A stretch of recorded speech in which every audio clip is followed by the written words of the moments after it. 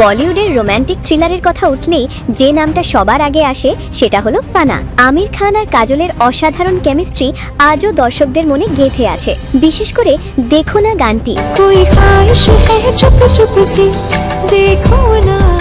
যেখানে প্রেম, আবেগ আর সৌন্দর্য একসাথে মিশে গেছে। কিন্তু এই রোমান্টিক গানের পেছনে লুকিয়ে ছিল এক চমকপ্রদ শর্ত। সম্প্রতি এক সাক্ষাৎকারে পরিচালক কুনাল কোহলি ফাঁস করলেন সেই অজানা গল্প। শুটিং এর প্রথম দিনেই কাজল তাকে বলেছিলেন, দেখো, রোমান্টিক দৃশ্য তুমি যেমন খুশি শুট করো, কিন্তু মনে রেখো এই গানটা আমাকে আমার শ্বশুর বাড়ির লোকেদের সঙ্গে বসে দেখতে হবে।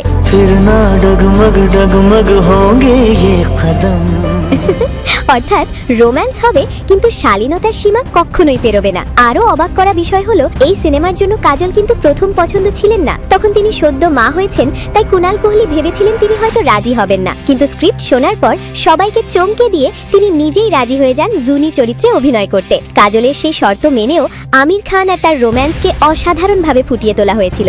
2 দশক পরেও তাদের সেই কেমিস্ট্রি, সেই আবেগ আজও দর্শকদের হৃদয়ে অমলিন। जैसी चाहत देखो जल बुझे।